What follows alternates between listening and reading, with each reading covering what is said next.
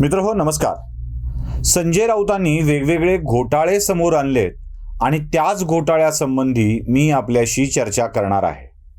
आरोप झालेत, आरोप गंभीर आहेत आणि त्याविषयी चर्चा झालीच पाहिजे.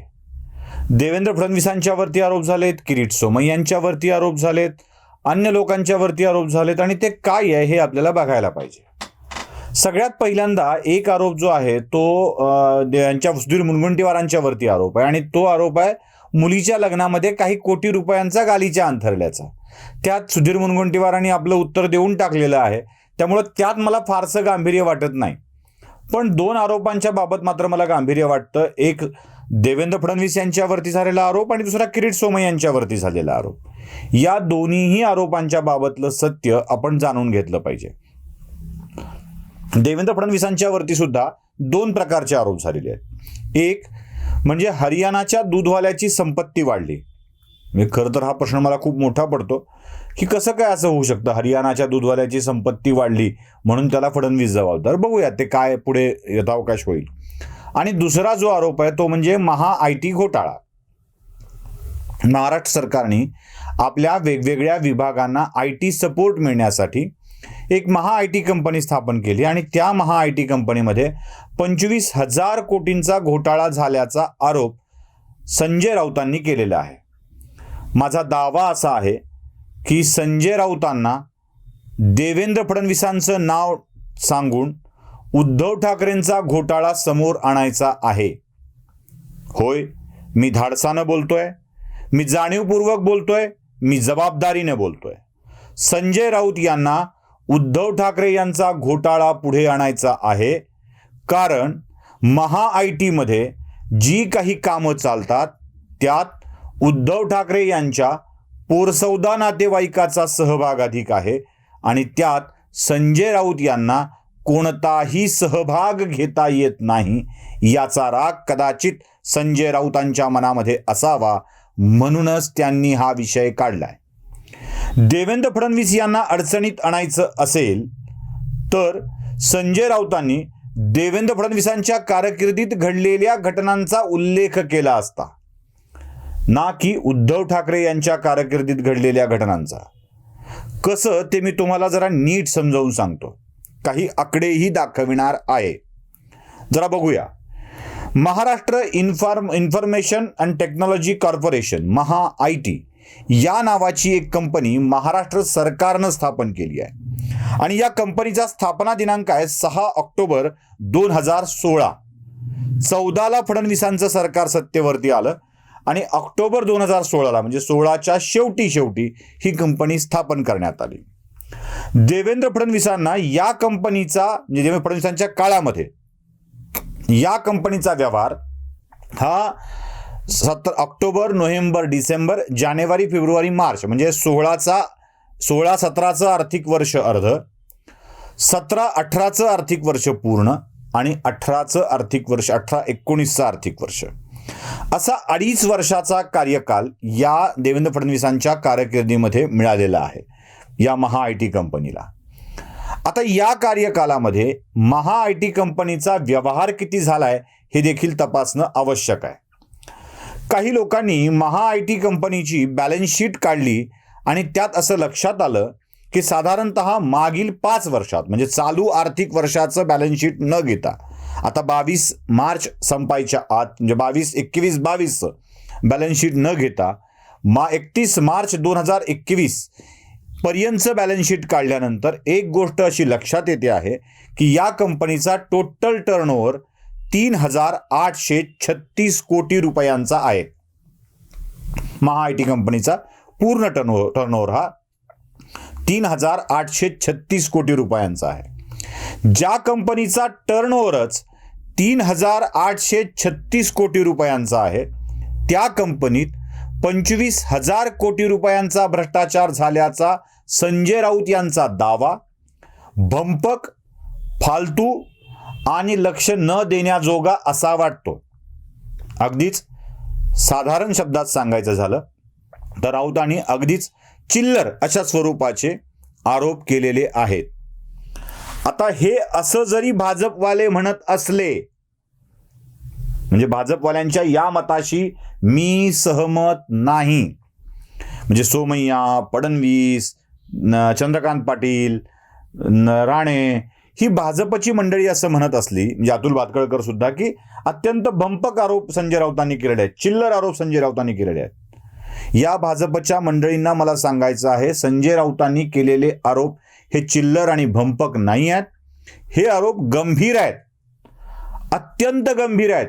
कारण हे आरोप संजय राऊत उद्धव ठाकरे यांच्या कार्यकालातील कामावरच करतायत. म्हणजे पुढचा आणखी एक मुद्दा आहे हा. पाटणकरांचं प्रकरण, म्हणजे श्रीधर पाटणकरांचं प्रकरण काढून राऊतांनी उद्धव ठाकरे यांनाच निशाणा साधलेला आहे.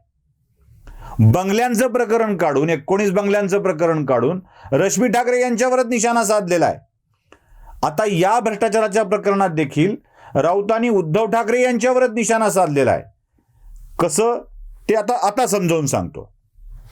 एकूण 3,836 कोटी रुपयांचा 5 वर्षातला या कंपनीचा व्यवहार.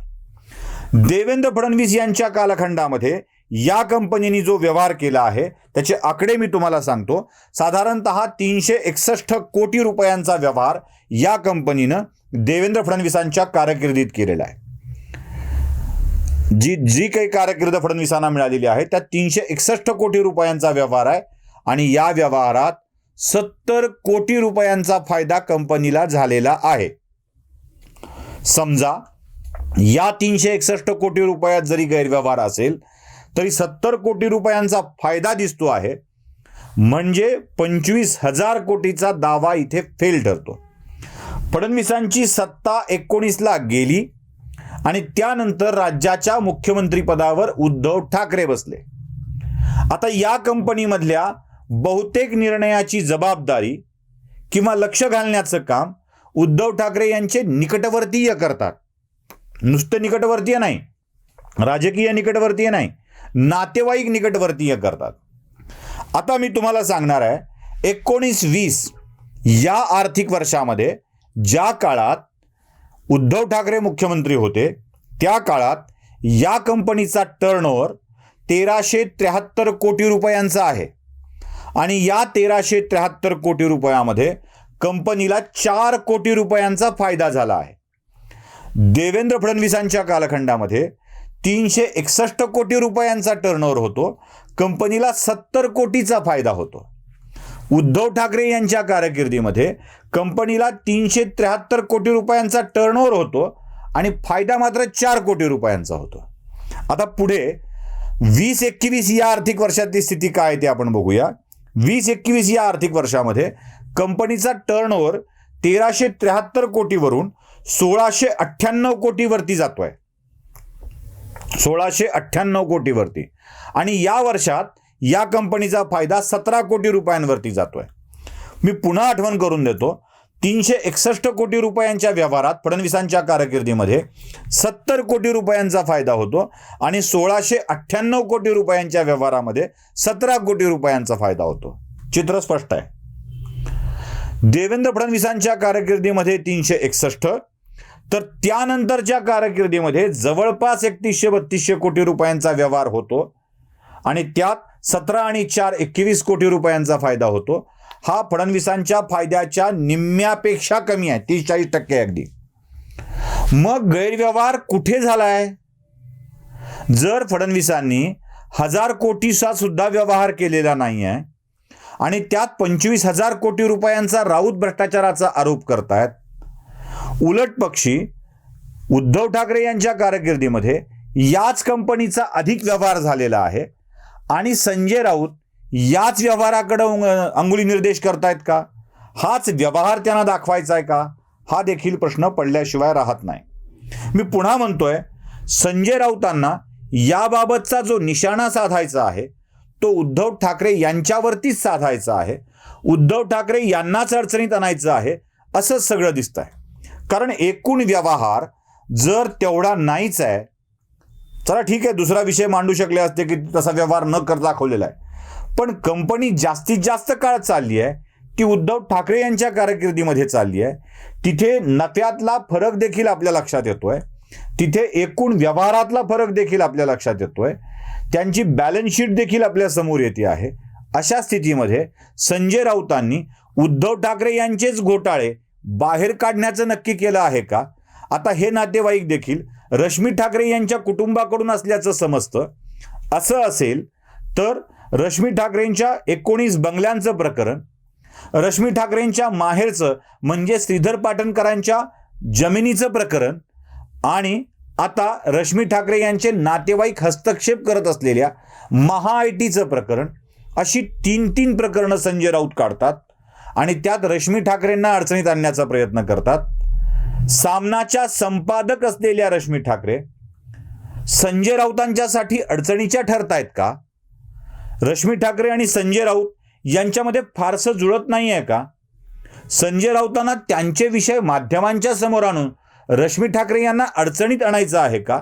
असे वेगवेगळे प्रश्न निर्माण होतात. त्या प्रश्नाची उत्तरं ठाकरे परिवार आणि राऊत परिवार देऊ शकेल. 25,000 कोटींच्या घोटाळ्याचा आरोप राऊतांनी केलेला आहे. या कंपनीच्या प्रमुख पदावर प्रधान सचिव दर्जाचा अधिकारी असतो. या कंपनीसाठी स्वतंत्र CEO आहे. या दोन्ही अधिकाऱ्यांनी कंपनीच्या आर्थिक व्यवहारासंबंधीची सगळी माहिती बाहेर काढणं आवश्यक आहे. अगदी याबाबत उद्धव ठाकरे यांनी देखील स्पष्टीकरण देणं आवश्यक आहे.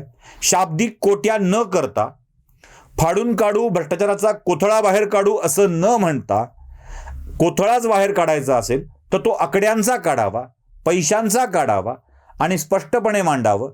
2 थापडा लगावायच्या असतील तर त्या खोटा आरोप करणाऱ्यांना लगावाव्यात. एवढंच आमचं म्हणणं आहे. पण उद्धव ठाकरेंनी आता खरोखर सावध राहण्याची वेळ आलेली आहे.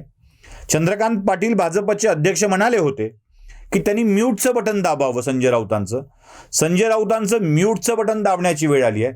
कदाचित धोका हा असू शकतो की संजय राऊतांच्या म्यूटचं बटन दाबलं तर राऊत शिवसेना सोडून राष्ट्रवादीकडे जातील का, हा देखील एक प्रश्न निर्माण होतो आहे. या सगळ्या प्रकारामुळं संजय राऊतांना उद्धव ठाकरेंच्या वरतीच निशाणा साधायचा आहे हे स्पष्टपणे समोर येत आहे. घर का भेदी लंका ढाये असं म्हणतात. उद्धव ठाकरे यांच्यासाठी संजय राऊत बिभीषण न ठरोत एवढीच अपेक्षा व्यक्त करतो आणि थांबतो. धन्यवाद.